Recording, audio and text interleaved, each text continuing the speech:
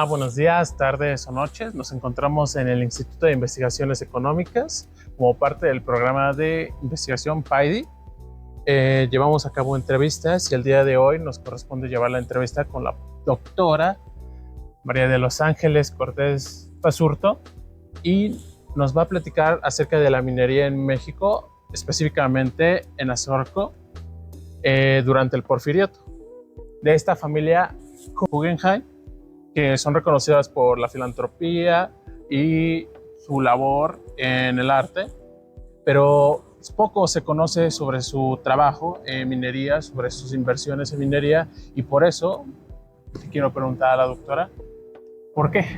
Ok, bueno, pues en efecto la familia Guggenheim es una familia que es muy famosa en el mundo del arte y de la filantropía. Tienen unos museos de arte moderno que son muy conocidos en Nueva York, en Venecia, en Bilbao. También tienen algunas fundaciones filantrópicas que dan becas. Pero en efecto, como que este origen de la fortuna, que es en el sector minero, es poco conocido. Entonces, justamente en la investigación se trata de eso, ¿no? De entender cómo se forma la fortuna de esta familia, que es una historia bien interesante, porque el patriarca de la familia se llama Meyer Guggenheim. Y entonces, este es un personaje que nació en Suiza, y de ahí emigró a Estados Unidos a mediados del siglo XIX. Entonces, llega a Estados Unidos siendo muy joven, tiene 19 años, en 1849.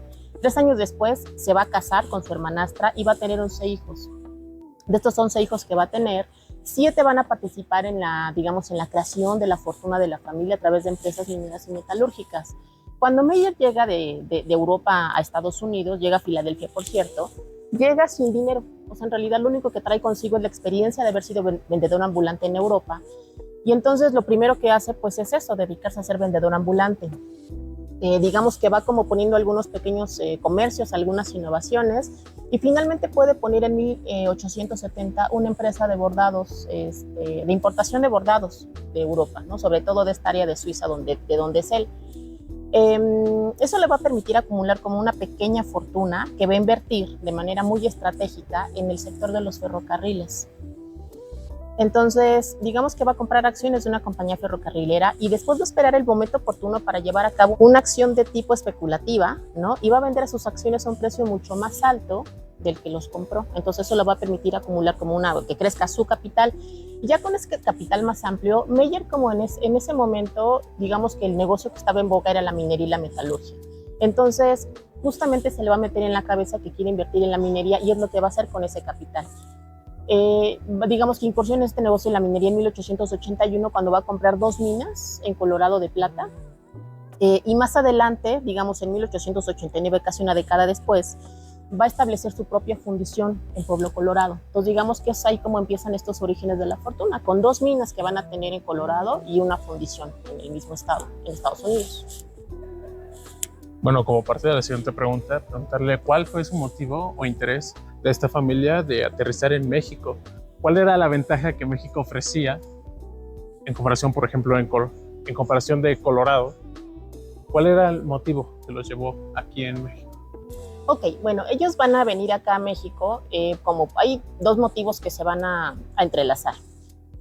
En primer lugar, estamos a fines del siglo XIX, lo que está pasando es que nosotros tenemos a nivel internacional la segunda revolución industrial, ¿no? Que esa segunda revolución industrial se explica por esta revolución en transportes y comunicaciones, en particular con la innovación del ferrocarril. El ferrocarril lo que va a hacer es conectar mercados, pero también con el ferrocarril viene como otra revolución, que es el surgimiento de la empresa moderna de tipo multinacional. Entonces, digamos que debido como a esta segunda revolución industrial viene un proceso de globalización financiera. Va a haber como ya capitales en el mundo. Los países en América Latina van a estar compitiendo por atraer estos capitales porque los necesitan, piensan los gobiernos, para poder, invertirlos y poder fomentar como toda esta riqueza dentro de sus países. México no se va a quedar atrás y va a ser uno de estos países que va a tratar como de atraer la inversión extranjera, y entonces el gobierno de Porfirio Díaz, que es el gobierno que está en ese momento, va a tener como una política muy benéfica para toda la inversión extranjera. Entonces, en el caso en particular del sector minero, lo que va a pasar es que el gobierno va a tener como una política fiscal que va a beneficiar a las grandes empresas extranjeras. También vamos a tener una mano de obra que es barata. Para este momento ya tenemos el Código de Comercio de 1889 que permite como regular a las sociedades anónimas. Tenemos yacimientos mineros como muy importantes de estos minerales que se están demandando en este momento, ¿no?, de la historia, pero además también ya para este momento tenemos los ferrocarriles para poder llevar las mercancías hacia Estados Unidos. Entonces eso digamos que va a ser como parte de esta política de por qué van a venir las empresas a México, pero no solamente le explica eso. La segunda parte de la ecuación que explica por qué vienen a México las empresas es que en 1890 se va a promulgar una cosa que se llama el arancel McKinley. Te cuento que es el arancel McKinley. Resulta que en este momento, en el marco de la segunda revolución industrial, las empresas estaban demandando muchos metales, ¿no? Entonces, por eso viene como todo el auge de la metalurgia y de la fundición. Y uno de los metales que más se demandaba era el plomo.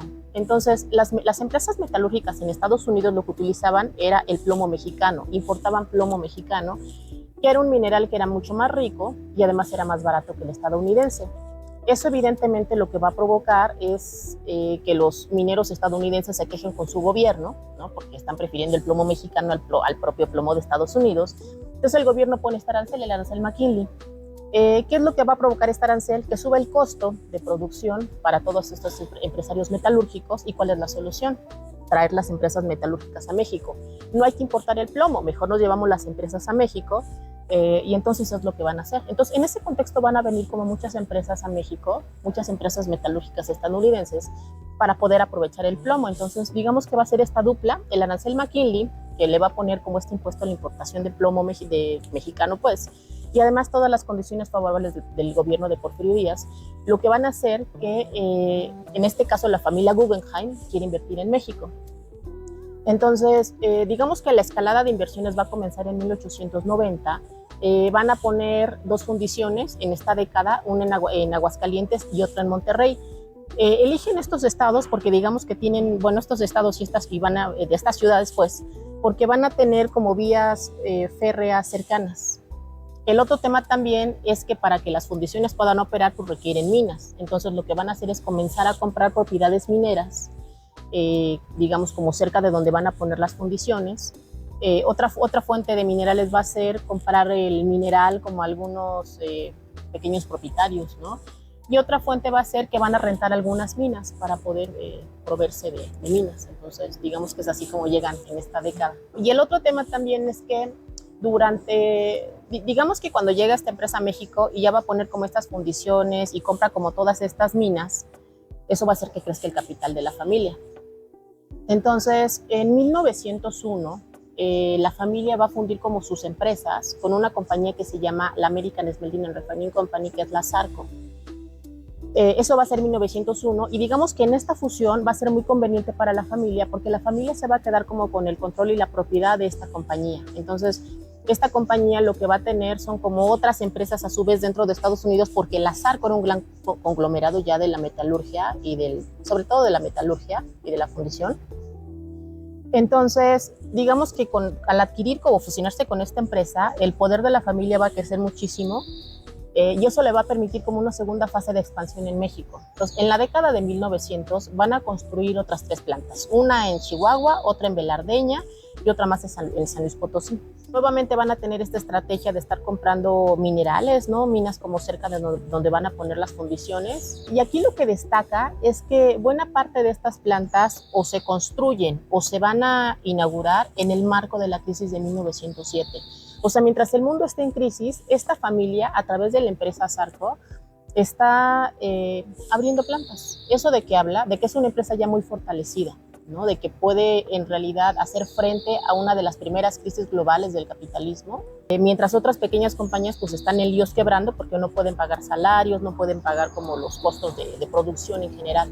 Además, preguntarle cómo es que se explica el proceso de expansión de los negocios mineros, metalúrgicos de esta familia, la Hagen, durante el periodo porfirista.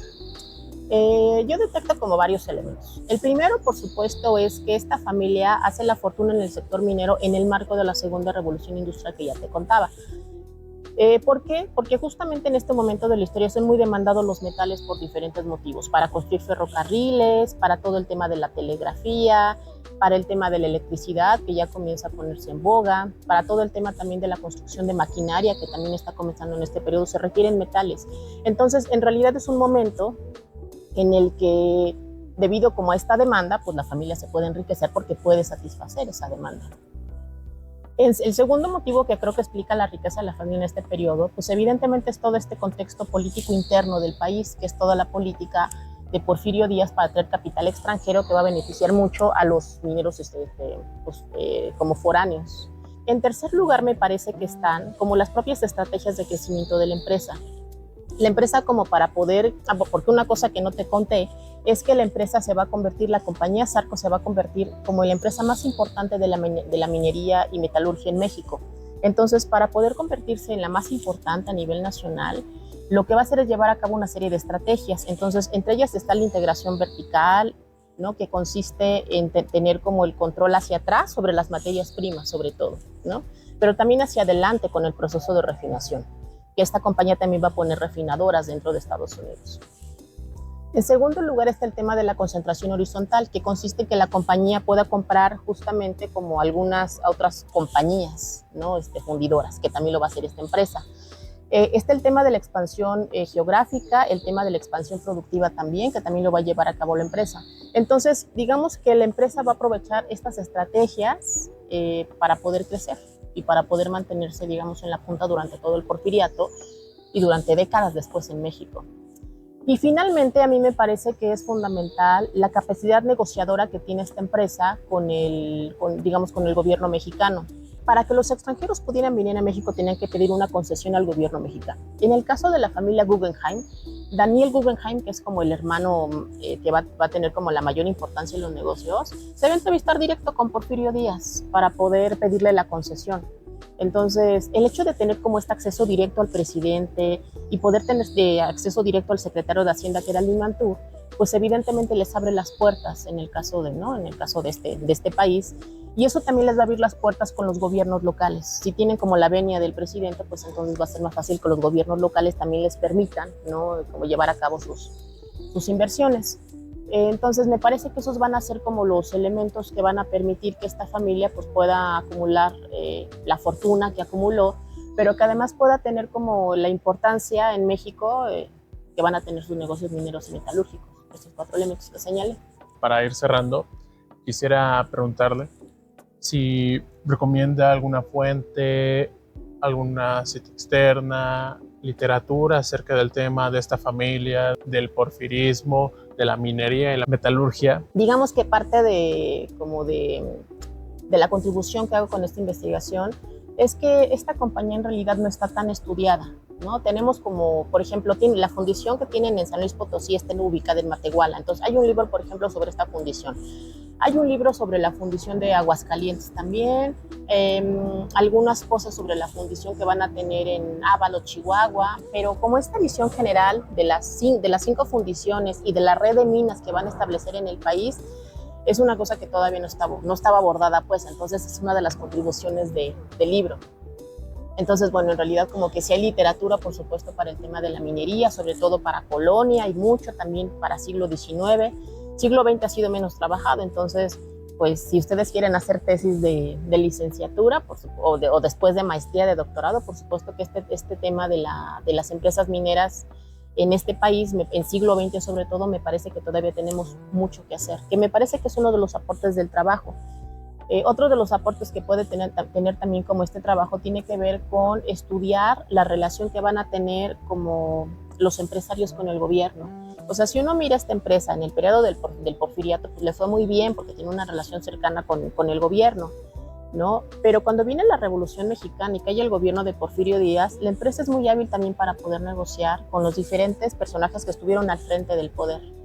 Entonces, en ese sentido, pues es como bien importante esta relación de empresarios con el Estado, sobre todo con los gobiernos en turno. Pues me parece que esa es otra cosa como importante, ¿no? Le agradezco a la doctora por tomarse el tiempo para responder Muchas nuestras gracias. preguntas. Además, ya se encuentra disponible la entrada en nuestro blog. Además, invitarlos a seguirnos en nuestras redes sociales que se encuentran aquí abajo. Sin más, Acatlán es grande, Acatlán engrandece. Muchas gracias. Muchas gracias.